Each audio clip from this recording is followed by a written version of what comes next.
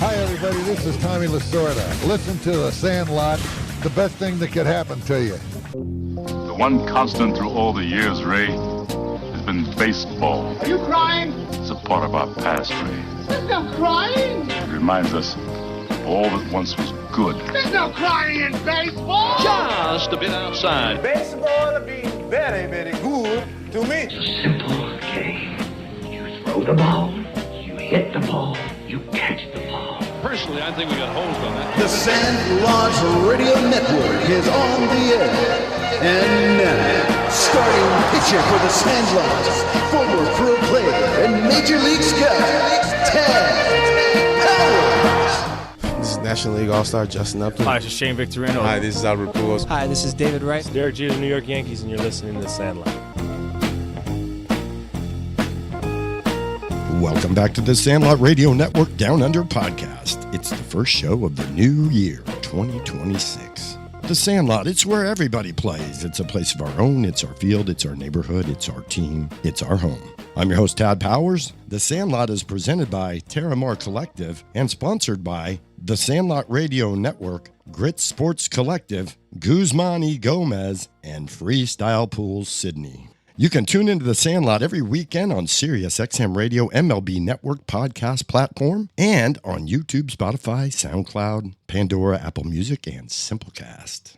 The last show of 2025 on the Sandlot Radio Network Down Under podcast featured a Newcastle Central Coast Cronulla and ABL legend. We had Michael Cambo Campbell. We also caught up with a longtime Australian pro player and now minor league manager. He's been in the Detroit Tigers organization as a player and coach for 23 plus years. He has represented Australia as a player and coach. We had Andrew Graham.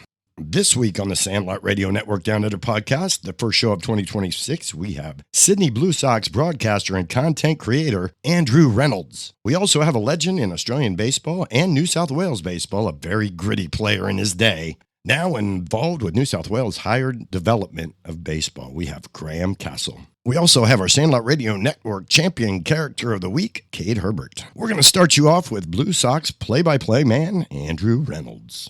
Andrew, thanks so much for being a guest on the Sandlot Radio Network Down Under podcast. Ted, thanks for having me. Glad we could finally make it work. Yeah, and I know what you're doing right now with the tennis is keeping you really busy, and you're trying to squeeze in the baseball stuff as well. And I said off air that you have to love the game of baseball to do what you're doing. So we have to turn back the clock to your Sandlot days in Arkansas, because that's a different part of the country, and baseball's serious down there. And it doesn't have some of the money that other states do to maybe promote it and develop it. But man, there's been some good kids come out of Arkansas over the years. Well, it's funny you say that, because the good thing and the bad thing about Arkansas is that there's no professional franchise, right? And kids in Arkansas grow up sort of scattered in terms of what their fandom is, in baseball, football, basketball, everything, because if you're going to support a pro team, you've got to support somebody that's outside of the state. But in recent years, obviously, the University of Arkansas, where I went to college, has become a powerhouse. I mean, still haven't won a national championship. Should have in 2014, but we'll leave that where it is. We don't want to open up old wounds. But when I was growing up, I was just a fan of baseball because it was all around me. I grew up in a small town called Sherwood that's just outside of Little Rock. And at the time, we had probably the preeminent baseball facility in the States. They would constantly host national tournaments for, 12-year-olds all the way up to 16s and 17s. And I just grew up around the game. My brother was a really good baseball player, pitched at the University of Arkansas, and I quickly understood and realized that I was not going to be big enough or be anywhere near good enough to be a baseball player, but I knew that I wanted to be around the game. And there's a little bit of history of radio in my family. My dad's dad was on the radio in Dallas back in the 50s and 60s. My dad's a music instructor, has a great singing voice, and fancied himself a bit of a broadcaster, just obviously because of his pedigree a little bit. And so I guess that rubbed off on me, and just by virtue, I guess, of being around baseball so much when I was a kid, my brother being a really good baseball player and me just spending time at the park, I decided I needed to do something that was going to keep me around baseball. And so that's just sort of where I picked up broadcasting from a pretty young age. I want to say the first game that I ever broadcast, I was probably 12 or 13 years of age. Had no idea what I'm doing. I would hate to even hear what those tapes sound like, and I don't think they exist, and that's for good reason. That's sort of where it started for me, and I knew that it was something that I wanted to do. So I think just by virtue of being around the game for so long young, it's just kind of, the longer you're in it, the more you understand it, right? And even though I haven't played the game, I do feel like I see it from a unique perspective as somebody who's seen the game grow while broadcasting it. I mean, in the last 25 years, the game has, changed 180 degrees in a lot of ways. It's still the same game that we grew up with fundamentally, but the game has changed in that last 25 years. So I feel like my style is to empathize with the player because that's the way that I grew up, and that's sort of how I fell in love with the game of baseball. But there's a journalistic nature in me that sort of grew out of that little kid who first put a microphone in front of him that now loves to tell stories, and it largely comes from just sort of that grassroots. I mean, that's, as you called it in the namesake of your show, that Sandlot origin story that I have as a broadcaster. That's really cool. And the fact that you loved it that much, I'm wondering, because I had this ritual, my wake-up call in the morning was the newspaper hitting the front porch, and I was reading the box scores. My great-grandfather had taught me how to reach the box scores when I was like 5 or 6. So I did it every day. And then, so I know who went 2 for 3 with 1 run scored and 3 RBIs. I knew what pitcher went 5 2/3, struck out 6, gave up 5 hits, 2 runs, 1. I knew all of that. And then Sunday was the big day, Andrew, because they gave all the stats for every hitter and every pitcher, plus every team was in the Sunday paper. So that would take me a period of time to get through. And so I had an education in the game by reading box scores and understanding them. Because once you understand a box score, you understand the game a lot better. Well, yeah, and that's funny because when I was, I guess, when I first started, bro, I mean, being in a small town, when I first started working in baseball, I kind of had to be a jack of all trades. There weren't a lot of guys that wanted to, run the music, broadcast the games, be the official scorer, run the scoreboard. In a small town, I had to do all of those things, right? So I learned to score the game from a very young age, which I think probably influenced my broadcasting. And it was the same. I mean, we used to get the Arkansas Democrat-Gazette when I was a kid, which is, the major Arkansas newspaper that's still going today. And during the summer, the first inside fold was all baseball. And at that point, when I was that young, it was still somewhat inaccessible on the internet. The internet was around, but it wasn't, it wasn't easy enough to just jump on the internet and see what had happened the night before. So I still to this day remember the American League was in top of the National League, and they had the full standings. And then below that was the scores, box scores, and a tiny snippet from each game. I grew up a Cardinal fan. And we, at that point, didn't get every game on television. We got most of them on radio. I mean, I grew up listening to Mike Shannon call baseball games, and I think he probably influences me somewhat because he never took himself or anything else too seriously, and I feel like that's kind of rubbed off on me as a broadcaster a little bit. But we would, either go to sleep watching or listening to the Cardinal game, but I never knew what anybody else in the division had done that night because it was so difficult to realize get access to those scores in live time, not like it is now. So yeah, I have a similar story where I remember I used to wake up and go, okay, the Cardinals won. What do the Cubs do? What do the Brewers do? At that time, what do the Astros do? Because they were in the NL Central. So there was a lot of times as a kid spent eating my cornflakes or whatever it was, just sort of doing the same thing, skimming through the box scores, having a look at the standings all summer long. Cardinals, who were the players that you really admired when you were a kid? Because that determines what positions we focus on. There's a lot of guys that came through the Cardinal organization when you would have been watching and listening that were future Hall of Famers and just great, great major league players.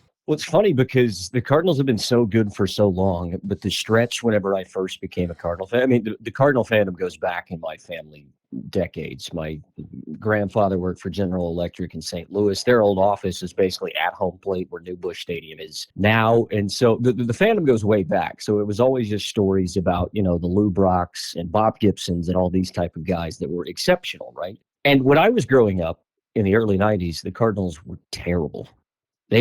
It's probably the worst stretch that St. Louis has ever had. Well, I guess with the exception of now, they haven't been really good in the last 3-4 years, which is upsetting. And it was really those Mark McGwire teams that probably captured my imagination. I mean, Long Gone Summer, that 30 for 30 documentary that came out, what is it, probably 8 to 10 years or so now. That is my childhood. I mean, you can watch that and I think of it as, I mean, these guys were larger than life, when you're, I guess, what was that, 98? So when you're 9-10 years old, you're not necessarily ingrained in what's going on with, are these guys juicing or whatever, which I guess a lot of people at that point didn't necessarily know that they were either. But it really captured my imagination, especially because there was no such thing as a playoff race really in my head as a Cardinal fan at that age because they just weren't very good. But I still remember all the guys that were on those teams. I mean, you got guys like Ray Langford and Ron Gant, Willie McGee, who had a great career, but when I grew up watching him, he was very much at the tail end and wasn't great anymore. The Cardinals had a shortstop called Royce Clayton, who many people would not remember, but for whatever reason, he was my favorite player. I just liked the way that he was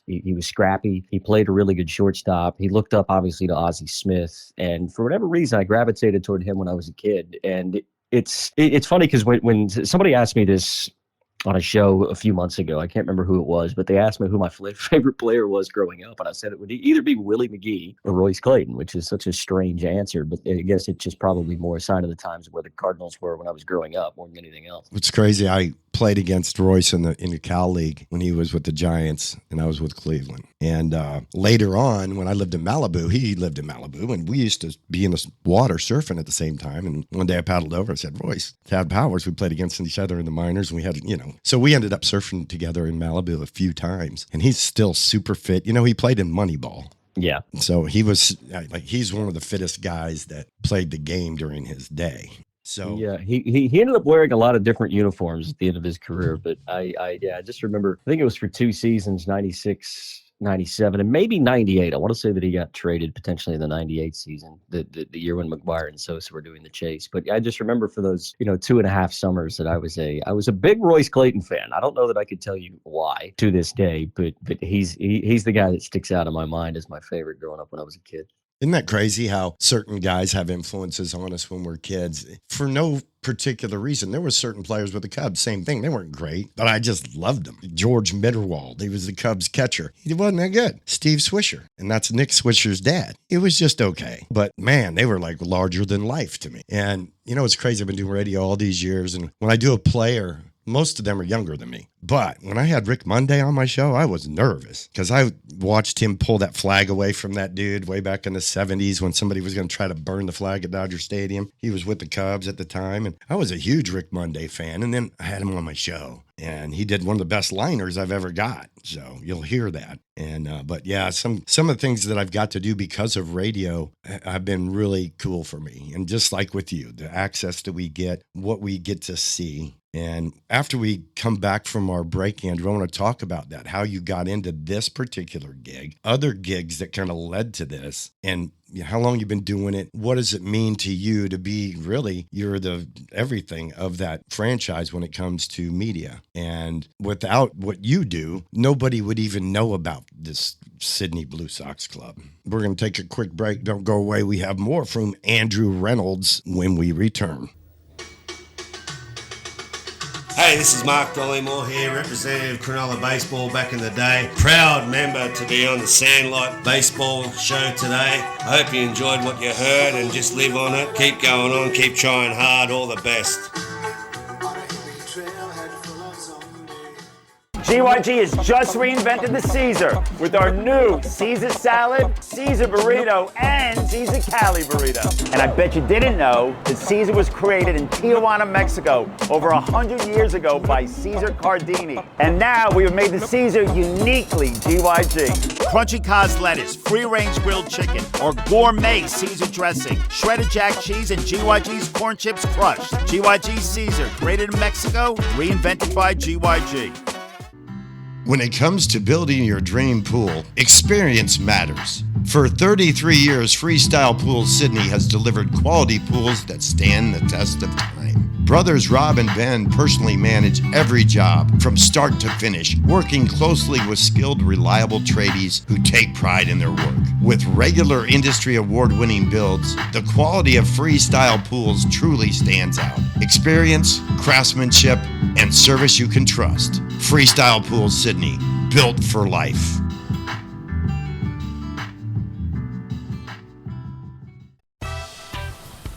Terramar Collective isn't just a brand, it's a tribute. Born from the Southern California coast and inspired by the legacy of a father who helped shape the board riding world literally. Terramar Collective repurposes vintage flannels and rare finds, blending timeless style with surf heritage. Honor the past, wear the story. Find us on Instagram at Terramar Collective. Hi, everybody. This is Rick Monday, former Major League player, former All-Star, and now broadcaster with the Los Angeles Dodgers. You're tuned in exactly where you need to be. It's Sandlot and it's baseball. Talking baseball, the man and Bobby fella, the Scooter, the Barber, and the Duke. They knew them all from Boston to Dubuque. Especially Shohei, Mookie, and the Judge. We're back with the face and the voice of the Sydney Blue Sox of the Australian Baseball League. He does the broadcast. It gets streamed so people can watch and see what's going on in the ABL. This is a league that I have a lot of experience with myself. I've seen it have its ups and downs. It's gone through a lot over the years. Let's talk about the ABL and where it is right now and where you see it going, Andrew. Yeah, well, it's funny because I've been involved, I guess, since 2013 in the Australian Baseball League, which, isn't a long amount of time considering that, it dates back to the 80s and 90s in many different forms. But I mean, even since 2013, I've seen this league take a lot of different forms from, centralized ownership that involved Major League Baseball to being owned outright by Baseball Australia to private ownership and license holders, et cetera, from, 6 teams to 8 teams now to 4. I guess, in a word, the one word that you could use to describe the Australian Baseball League would be resilient, because there have been a lot of times and a lot of reasons why this league could have folded, not only in the last, I guess 18 months with some of the issues that the league has had in terms of going from 6 to 4 teams, but, COVID, when you think about that, a small league with no funding to have to navigate that was an issue. And they played an ABL season in 2020 and 2021. It was really the year after where COVID affected the ABL. So look, for those that don't know much about the league and, maybe haven't heard about the league, it's one that punches above its weight, and it has its place in international baseball, particularly because of the time of year that it's played. It's categorized as a winter ball league, though it's played in summer here. And a lot of, Major League Baseball organizations like to send guys down. I want to say that we've got 14 or 15 different MLB affiliations this year, which is huge for the league when you consider that there's only 4 teams in the Australian Baseball League. But there's a lot of trust between Major League Baseball organizations in the Australian Baseball League, and they like to send their guys to a place where it's an English-speaking country. They know they're going to get at bats. It's a 40-game season this year. But the relationships that have really blossomed probably in the last half decade have been those with Asian organizations. So, NPB organizations have sent teams, same with the KBO, same with the CPBL, and that's where a lot of, I think, the new fan base is coming from, and a lot of that has to do with, the ability to watch games at a normal time of day. Those in North America who want to be a fan of the Australian Baseball League might struggle because obviously time zones make it a little bit difficult to watch games live. But it's a league that really needs to leverage its international viewership and its international fandom to grow domestically, which seems backwards, right? You feel like you would grow your product domestically and then grow it internationally. But because, as we're talking about this, the 5th test of the Ashes series is on in Sydney, just around the corner from me, and to have another ball and bat sport that is essentially the national sport take place in summertime, being cricket, baseball is always going to struggle. But baseball does have a rich history in Australia, and its league has been really resilient and continues to exist. And I think that's because, look, not only because of the work of a select group of people and a baseball community that is really tight-knit and refuses to see this league die, but there is also a core fan base.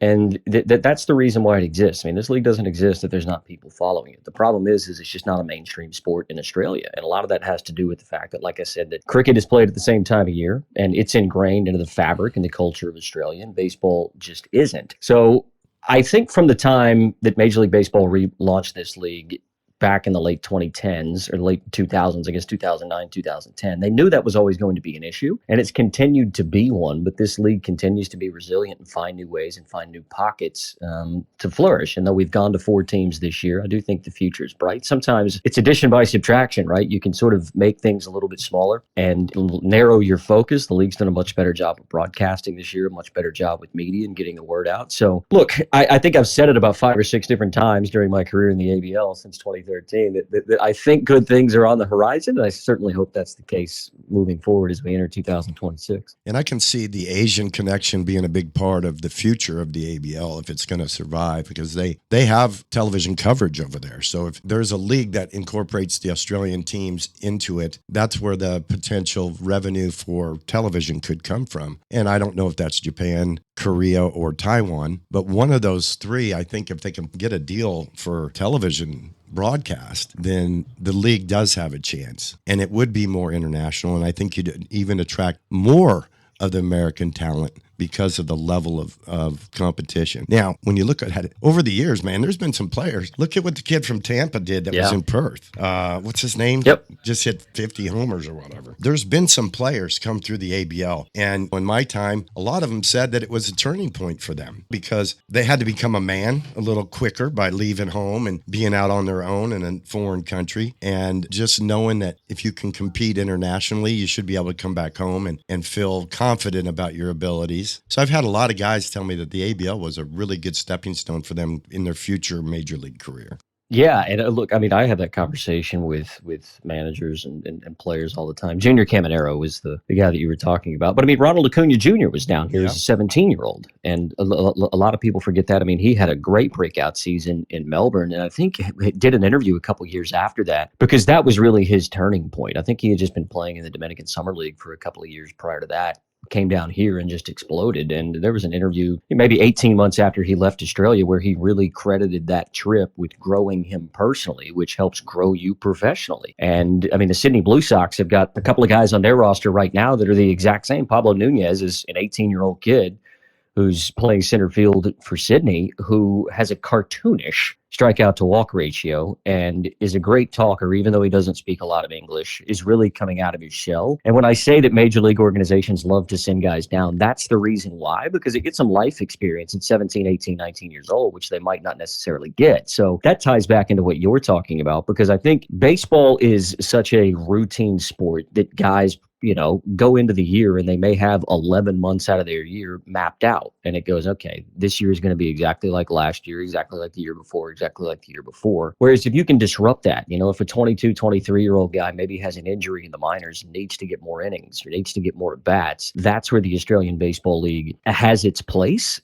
for guys in North America. And, a lot of these guys may not have left the country before. So not only is it like, okay, cool, I get to rehab in a place that's Australia, it's English speaking, it's safe, and I also get to go have a little bit of life experience. I get to go to a place that maybe otherwise I never would have gone. Certainly never thought that baseball would take me there. And then guys come down. I think most guys really try and entrench themselves in the history of the league to understand it, because I mean the nature of the league is really half and half, right? It's half local Australian guys and half imports, be it Asian, North American, Latin American, whatever it is. And I think guys come down at first not knowing what to expect, but really ingratiate themselves into it because they meet these local guys and understand that, they grew up at a local club just around the corner. For them, this is their major leagues. You know what I mean? And so it's very rare, I think, for those few reasons that when guys come down here, they have a bad word to say about the ABL because, look, not only is it it's a weekend only league, so guys get 2-3 days off a week, which is rare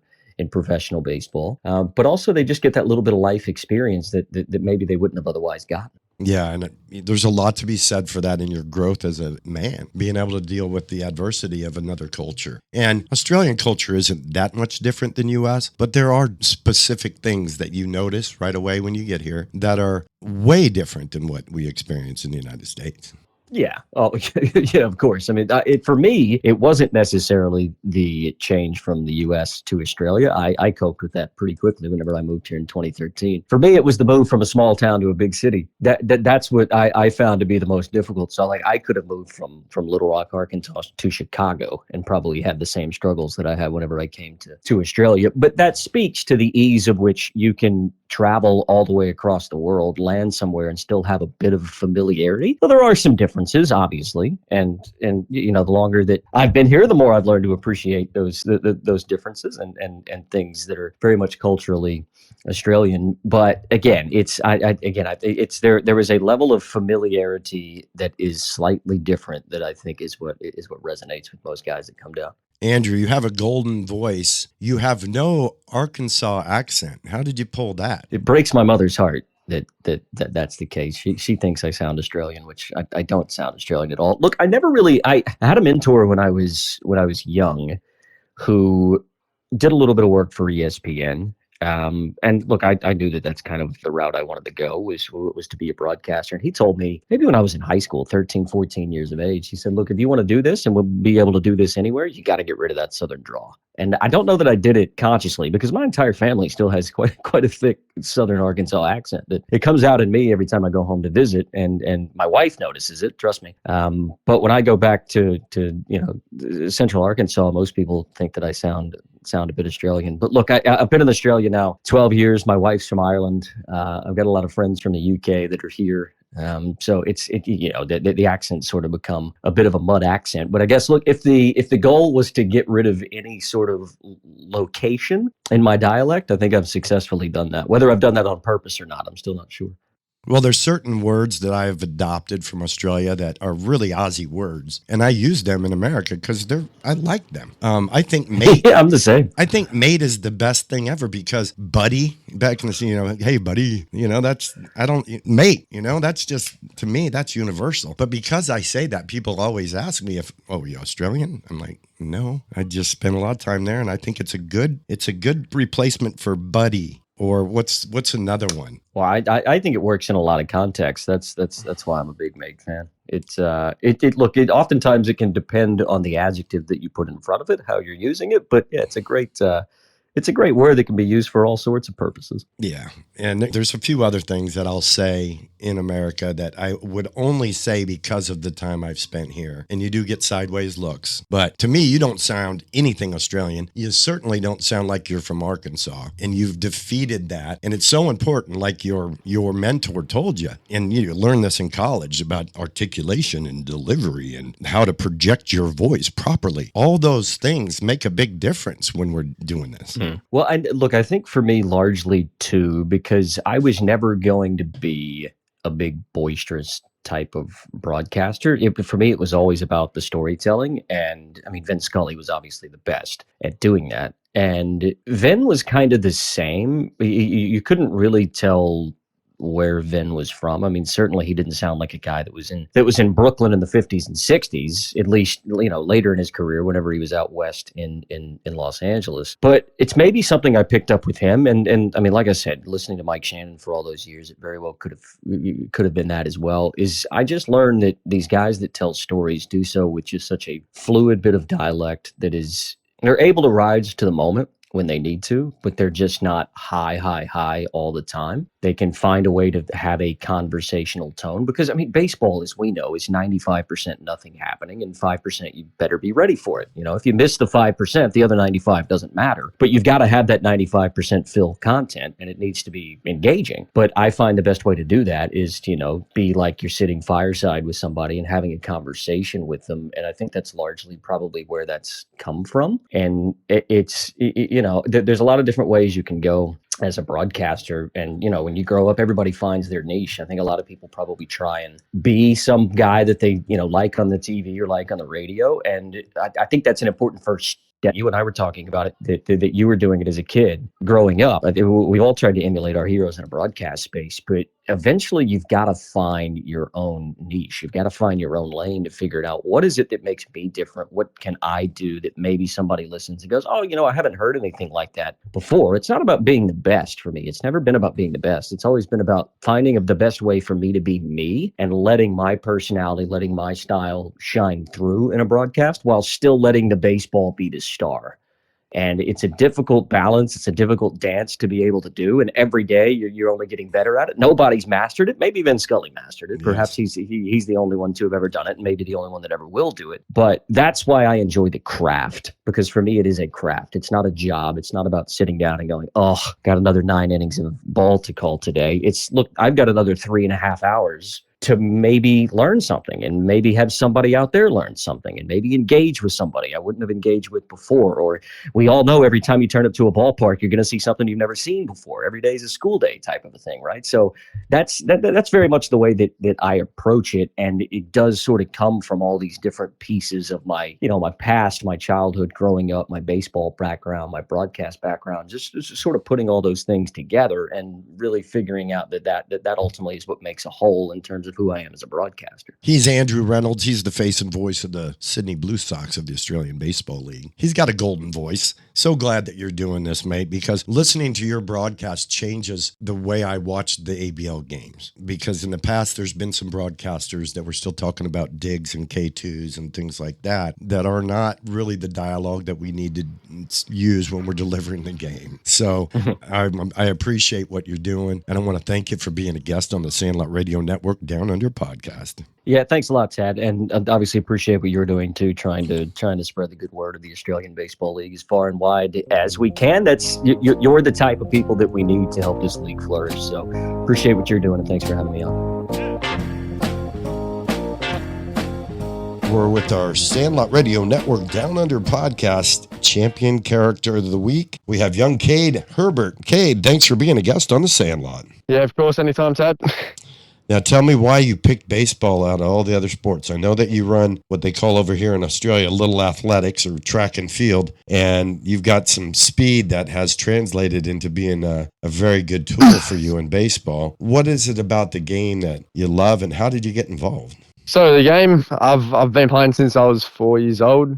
My sister actually got me into it. So my older sister, she's turning 20 in a couple of days, and when she was about 5 or 6 years old, I was probably 4, 3. I'd always come up to the plate, and when she was going up to bat, and I'd have a bat and a helmet on, and so my mum and dad said, you know what, let's do it. Let's sign him up for the next season. And I was 4 years old, playing against 8, 9 years old kids in T-ball, and that was the start of the journey I'm fulfilling now, and no looking back since then. Were there exposures to Major League Baseball? Did you get to see some stuff on TV? Were there teams that you liked and players that you liked? To be honest, I haven't really gotten into baseball.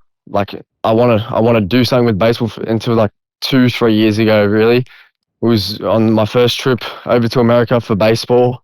That was when it really locked in, and I was thinking in my head, this is what I want to do. I want to go as far as I can with my baseball career. And a player who stood out to me like my buddy was Jarren Duran for the Boston Red Sox, and I aspire to be like that guy. He's fast, he's strong, he's overcame so many different things with baseball, like going from mental state to mental state, and then coming out to be playing in the All-Star games. That guy just real role model of my life. I look up to him to be just like him and play my game similar to him. That's great. And like I said, one of the tools that you have that makes a big difference in this game is your running speed. And there's running, throwing, fielding, hitting, and power hitting are the 5 tools. And if you can run, it dictates that you have athleticism. And therefore, eyes are on you because of speed. And, there's a lot of other parts of your game that you're working on developing that will make a big difference as you get bigger and stronger. But I do see that one main tool, being able to run, and then your defense, because of it in the outfield, has taken you to another 100%. Level. 100%. When you, another reason that I selected you as a Sandlot Champion Character of the Week, because I've seen you play with your head down, and I've noticed that you've matured now, and you're playing the game more like somebody that understands that it is a game of failure, and that when we fail, we just have to stride right through it, because it's just a huge part of it. And the way you show how you fail is a big part of what type of teammate you are, and what type of recruiting takes place when scouts and college recruiters are looking at you.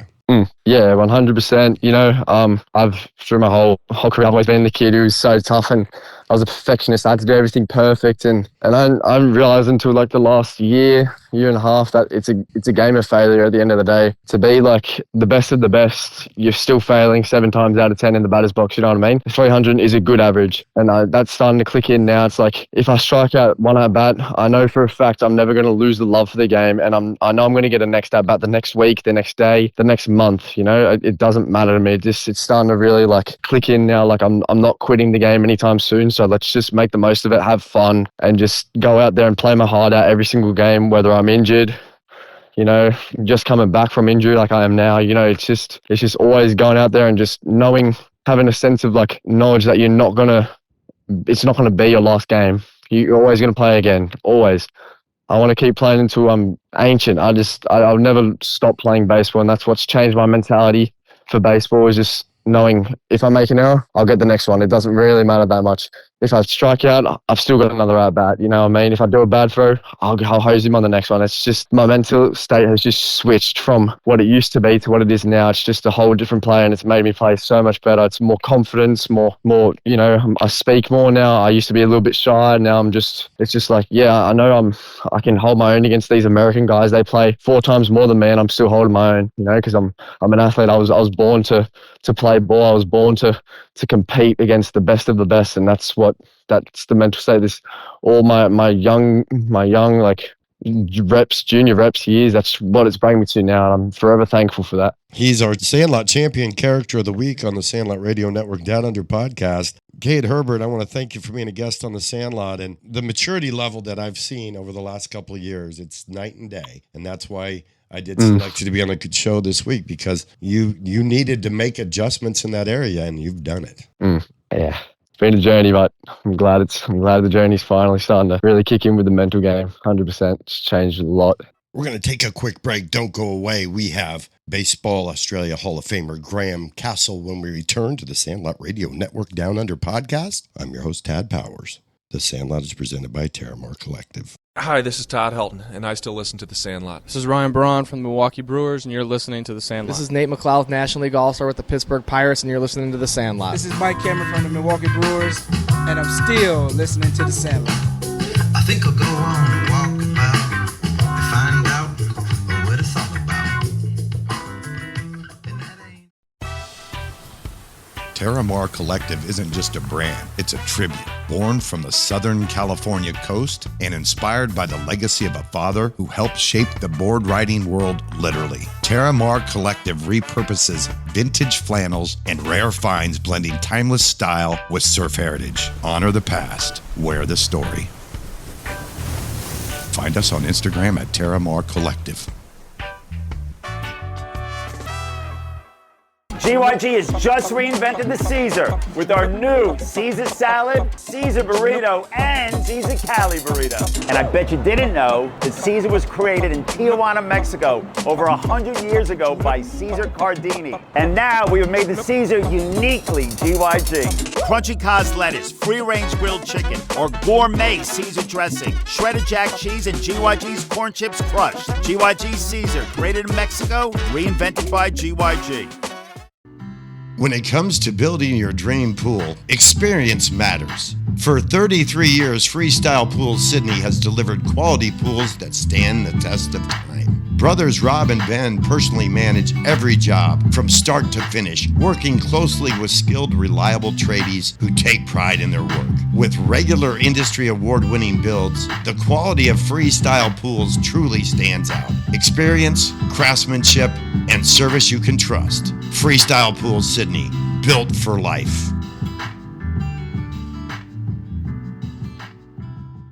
Hey everybody, this is Trevor Hoffman, a Hall of Famer and a San Diego Padre, and you're listening to The Sandlot.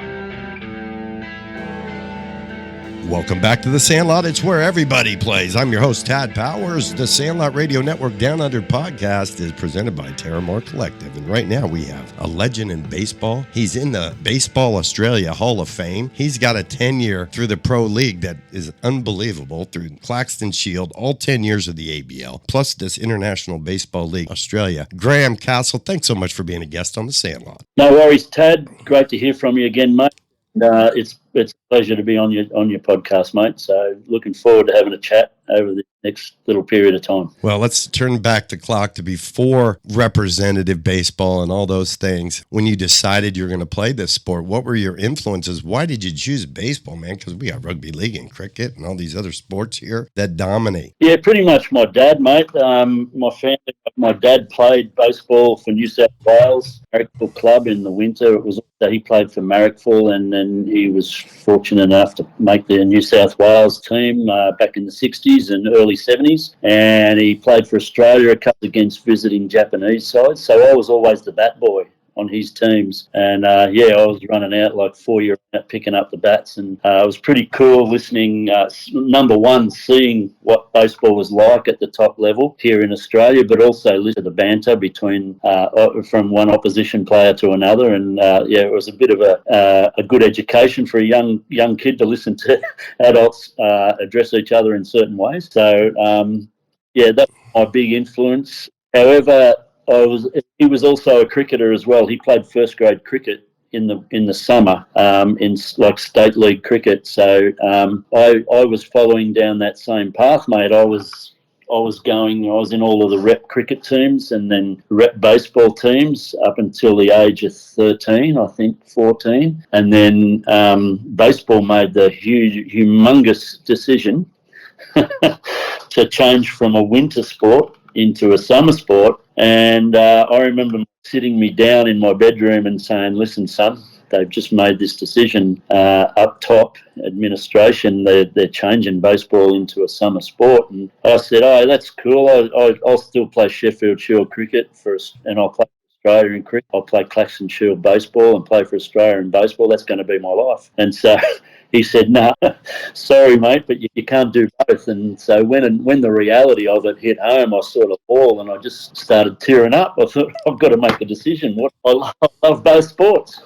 I made the decision to go to baseball and had to give cricket away. And I loved cricket. I was a lot of the cricketers back then used to play baseball. And the decision to go to summer meant that a lot of the really good cricketers, you're talking the Chappell brothers that used to play baseball in Adelaide for Glenelg. Alan Border used to play baseball for Moyer in Sydney, first grade, state league. I think he made the Claxton Shield one year. He was a really good baseballer. But look at the career they had in cricket. They went and tore it up, really. They made the decision to go the other way. There was some baseball influences for you in Australia at that time, too. The Auburn Baseball Club was a really cool place to be exposed and also to grow up being a part of. They had really nice facilities, like way advanced for the time. And it was a true baseball-only facility. And that really, having access to that, I think, was huge for you. And then some of the players that came before you that kind of were paving the way. And also the fact that there were so many Aussies at that point when I say so many, it was handfuls that were having a chance to go to the States and play in college and get signed. That had to be on your radar. Yeah, mate. Back in the 70s, we had Dick Shirt, who was the godfather, if you want to call it that, of the Auburn Baseball Club, and that was truly a really magnificent facility. And we had a lot of good players. Our development programs for kids such as myself coming through, 13-year-old, 15-year-old, and all that pathway through was magnificent. But Shirty signed with Cincinnati in 1966 with Kevin Greatrex. From South Australia. That's a story in itself. The head of Cincinnati Reds just happened to be in Sydney on a holiday and he didn't even know baseball was out here. And he went to a game at Petersham Oval and seen Shirty throwing 90 mile an hour plus from the left side. And then he seen Greatrex hit Shirty over the centre field wall. So he signed them both. And they went back in the mid-60s to play for Cincinnati. And then after that, there wasn't really a pathway as such for pro ball until the early 80s when Craig Shipley and Mark Marino signed with Alabama University, and then they both ended up a couple of times in Division I Alabama, and Shippo signed with the Dodgers and Marino signed with California Angels, and so that was after that. Floodgates opened. All the American scouts, once Shippo made the big leagues, I think in about 1984 and 1985, all the scouts said, hold on, they're playing baseball down in Australia. This guy's just made the big leagues. So that was it. After that, the floodgates opened in the mid-80s, and we've had scouts here ever since. You're one of them, mate. Yep. And I've signed a few Aussies myself. And unfortunately, the organization I was with, I'd put in guys every year, and they were the top guys. And they just wouldn't give me the amount of money it took to get them signed. So I missed out on some of the best Aussies. And I got to talk about Adam Morrissey, because he's one of those that nobody else was on, and I signed, and he got onto a 40-man roster. So, and Earl Byrne was he was like a Ron Guidry, but, you know, he had some stuff up here that he couldn't quite keep together. But, man, that guy had big league stuff. So every year there was an opportunity to sign a guy that was a prospect. Balfour, I could have signed him, and $15,000. My scouting director on the day said, these guys are a dime a dozen back in the States. I can't afford to give him a visa. And look at what Balfour went on to do. So, you know, Australia's never had the rap where we got to send guys down there and we're going to sign players. It's more like go down there and cover it. And if there's somebody that can take a visa over a Latin player, okay. So it was a tough deal to get guys signed. Yeah, for sure, mate. Like I said, a lot of the clubs did have some money to throw around, and that's ultimately where the players went. They followed that money, really. And but the influences back then were all field in through the 70s and the early 80s, and we as kids wanted to play. I just wanted to play one Claxton Shield game. That's all I wanted to do, and ended up playing quite a few. And then, you know, we're in the green and gold of Australia. I thought, like, when I was 14 and 15, I thought that was pretty unattainable. I thought that was like the pinnacle, and I really had doubts. I didn't think I was good enough. When I got to eventually achieve that, it was really the highlight of my life at that time, and they were really great days because, you know, like, I was following cricket, rugby league, and back playing for Australia was just, that was it. That was what every kid wanted to do. They wanted to do the green and gold. They wanted to wear that coat of arms, the green and gold, and it meant so much. And so when I got there, I thought, geez, this is pretty cool. This is what I've always do. And you hit 465 in that Asian series, which meant that you were competing against the best in the world. And now we get the ABL, and, you know, several regime changes with the clubs that you were with over the years, right? It started out Parramatta Patriots, and then it was the Sydney Blues, and then it was the Sydney Storm, and then it was but you always stayed with that club, and for 10 plus years, plus 1 year with the International Baseball League Australia, Cassel was a player. So that means all through the 80s, plus all through the 90s, that's 20 years of being a very competitive player at the top level in Australia. I'm very proud of that, and I was proud of my longevity too. I played into my 40s, and so that was another thing that I'm very proud of.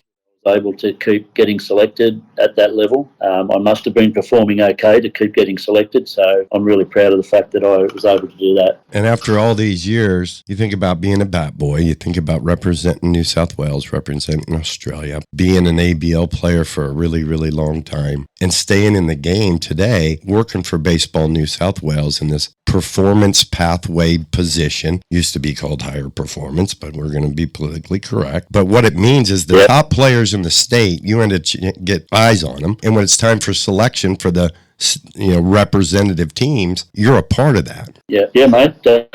What it is that we all the kids around now play club baseball, as you know, in their different associations, and that they're fortunate enough to get to represent. They represent Ryde versus Cronulla versus Hills, etc. And when they get to that level and they go really good, they start excelling.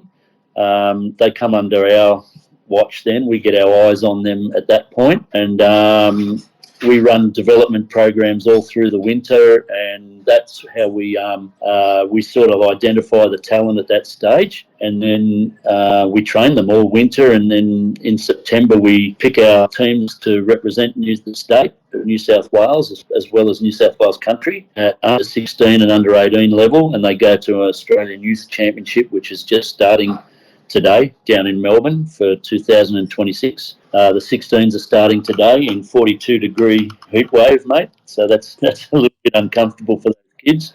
But the 8 start in 2 days' time. I'm flying down there in a couple of days to observe and advise. We got really good coaches looking after each team, all 4 teams. So these kids of today are no different than, really deep down, they have stars in their eyes.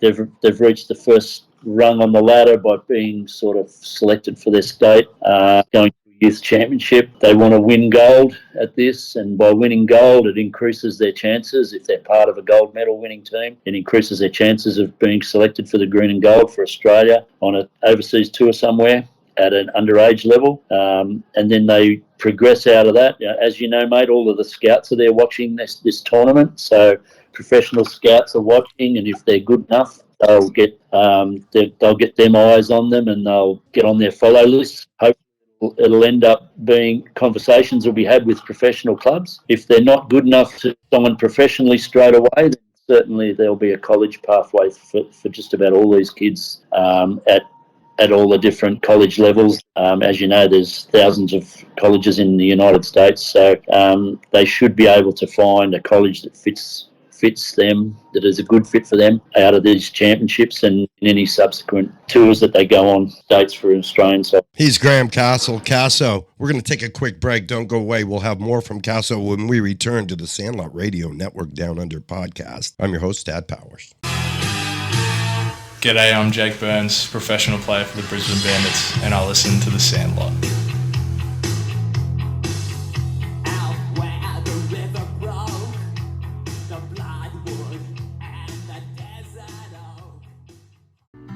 When it comes to building your dream pool, experience matters. For 33 years, Freestyle Pools Sydney has delivered quality pools that stand the test of time. Brothers Rob and Ben personally manage every job from start to finish, working closely with skilled, reliable tradies who take pride in their work. With regular industry award-winning builds, the quality of Freestyle Pools truly stands out. Experience, craftsmanship, and service you can trust. Freestyle Pools Sydney, built for life.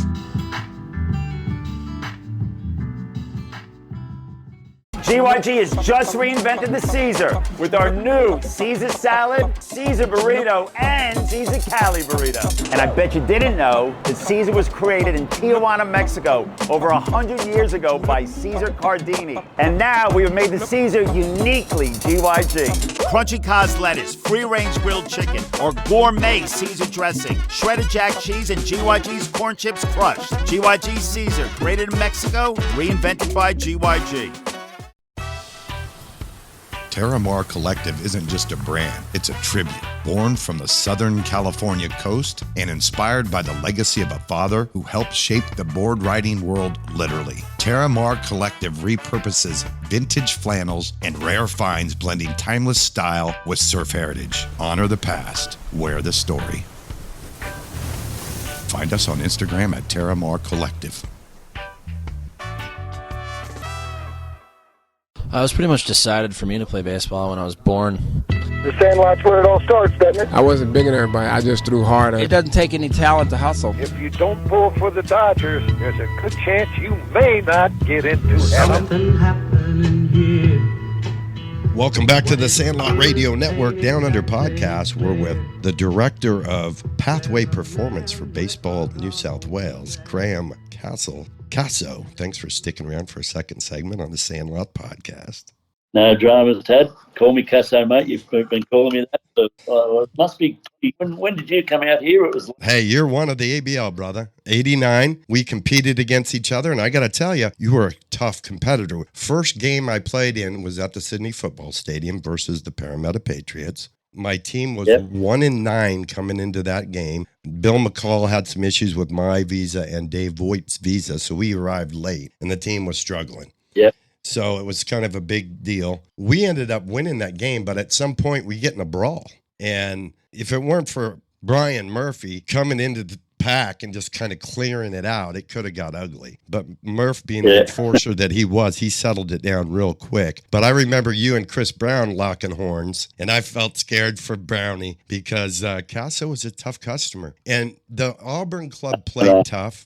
Baseball New South Wales players played tough. And when I say tough, it's the kind of thing scouts look at. We call it a baseball dirt bag, meaning they're not afraid to play hard, not afraid to go through a wall to catch a ball, not afraid to dive, not afraid to get dirty. That's what a dirt bag is. And it's a term of endearment. And I got to tell you, Cassel, you were a baseball dirt bag.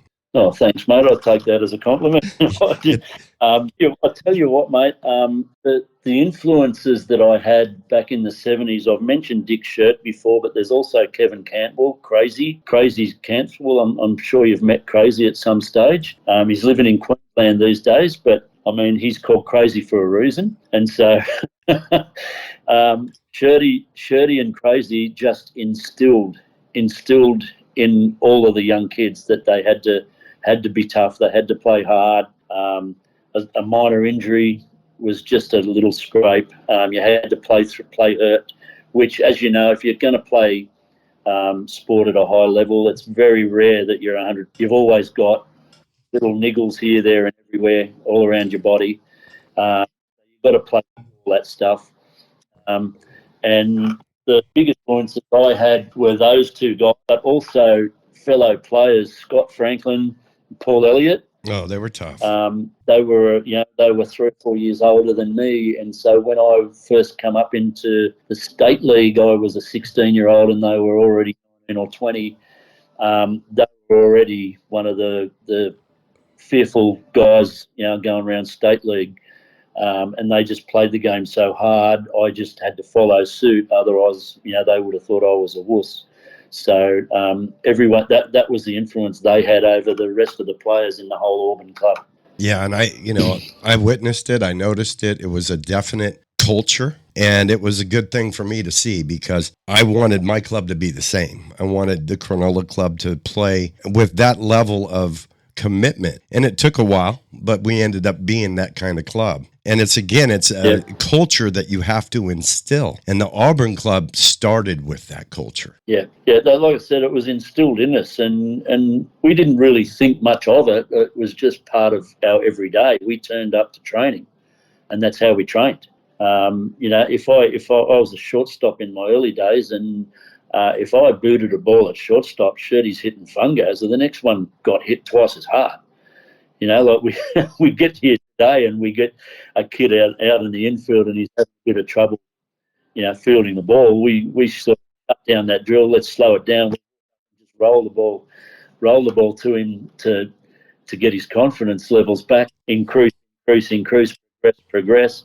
Back to the fungo. The opposite. He used to hit and yell obscenity, toughen you up. So that's what we grew up with, and never blinked an eyelid about it. All those years in the ABL, mainly, started out mainly as a hitter and a position player, and you hit 290 lifetime, which is very solid. And one thing I can say, being a pitcher in the ABL and the New South Wales Baseball League, all the innings that I pitched, it was aluminum bat. So the American guys hit with wood, but all the Aussies hit with aluminum. And at one point, we're talking red lines and Z-cores, and in some of the stadiums, we were talking short porches. It was a tough place to pitch. No matter how filthy you were, you could give up some cheap home runs. Oh, for sure. There's Parramatta Stadium there that was only about a 250-foot fence because it was a rugby league field, a rectangle. So it was like playing on a grid. It was a short right field porch, wasn't it, mate? Yes, it was. And so you really wanted to pitch inside to right-handers and keep the ball away from lefties. And if you made a mistake, it was pretty easy to give up a home run. But also, a pop-up to right field is usually you beat that guy. He made soft contact. But a pop-up to right field at Parramatta Stadium and Belmore Sports Ground, some of the places that we did play, the Sydney Football Stadium, was a home run. Yeah. And as a pitcher, you get pretty frustrated when you know you made a good pitch. You got a guy to hit a ball 240 feet, because that was 225, by the way, to right at Parramatta, because I measured it. And then we put that stupid 30-foot screen up there, so it made it like you really didn't have a right fielder, right? So, it was a different ball game, for sure. And there was guys that knew how to take advantage of it with that aluminum bat, just kind of let it get deep and pop it up. Yeah, for sure, mate. It really... It paid dividends to go the other way, to go oppo, didn't it? It sure did. And the aluminium bat, you could even get jammed. I mean, a wooden bat would break, but you could cop it off the handle, and if it didn't go over for a home run, it'd go into that tall net, and you'd end up with a double or a long single. There's a lot of long singles, wasn't there? Yeah, there was. Do you remember Gary White getting frustrated because he was a power hit lefty, and he used to hit so many balls right off of that screen? Yeah, but get thrown out on a 9-3 too. Yes, too many times. And I remember him getting. Yeah, you'd think that ballpark would play for a lefty, but if you're a line drive guy, that ball that would have carried out of the park hits that screen. Yeah. And it would have been a homer. But the pop-up that was only going 242 gets out. And that line drive that Whitey hit that would have went 380 is a long single. Yeah, because he didn't have the speed to turn it into the double. So the right fielders became good at turning around and copping it off the net, throwing it to second. Yeah, so it was definitely a different game there, but we were getting crowds in Parramatta. We were out. Crowds were 3,000 and 4,000 every night. I think it maxed out at about 10,000 on a playoff night, and there was 14,000 in grand final. I think in 92 or 93, we got 14,000 there to watch. So it's something that the fans really liked.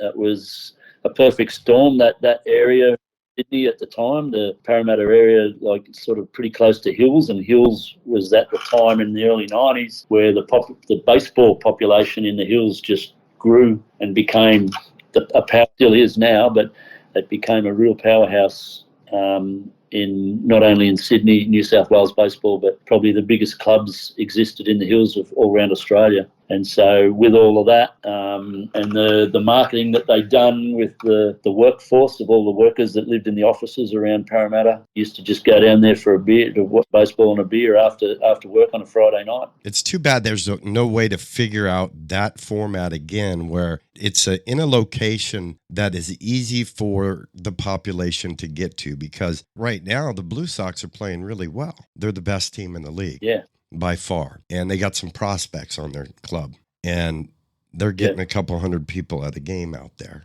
And that's just sad for the sport.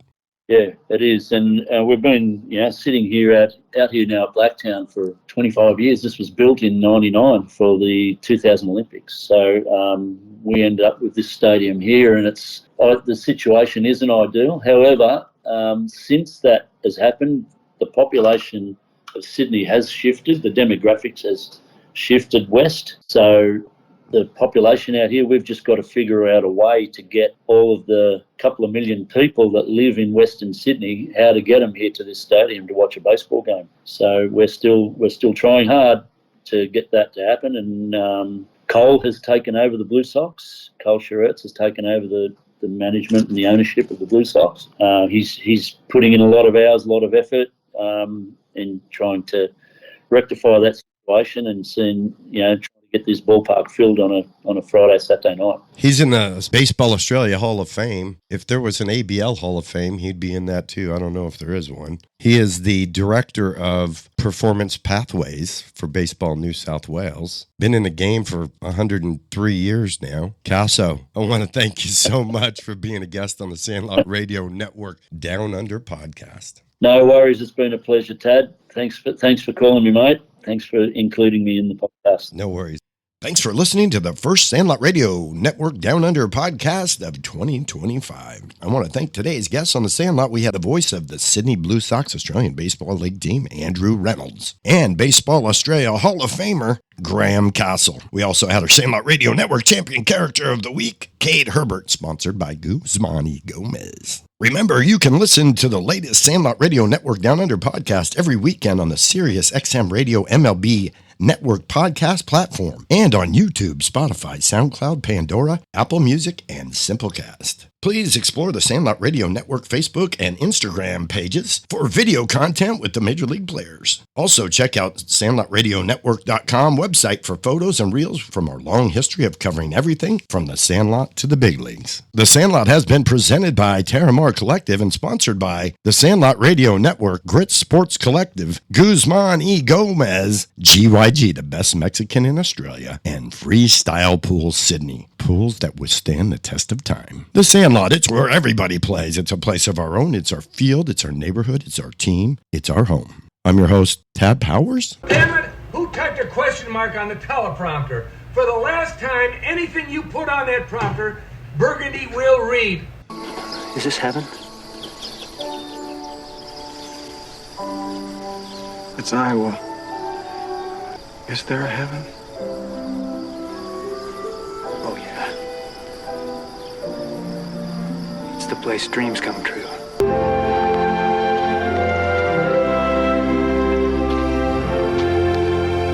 Hey, Dad? You want to have a catch? I'd like that.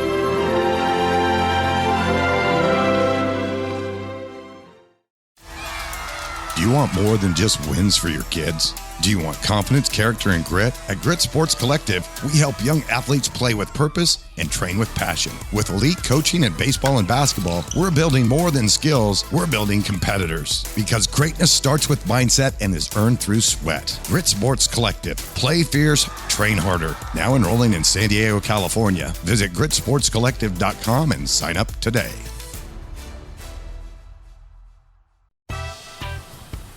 Terramar Collective isn't just a brand, it's a tribute.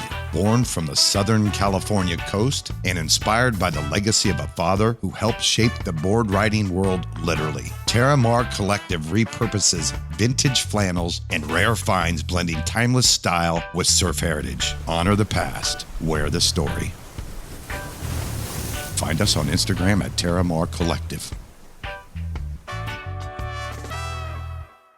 GYG has just reinvented the Caesar with our new Caesar salad, Caesar burrito, and Caesar Cali burrito. And I bet you didn't know that Caesar was created in Tijuana, Mexico over 100 years ago by Caesar Cardini. And now we have made the Caesar uniquely GYG. Crunchy Cos lettuce, free-range grilled chicken, or gourmet Caesar dressing, shredded jack cheese, and GYG's corn chips crushed. GYG Caesar, created in Mexico, reinvented by GYG.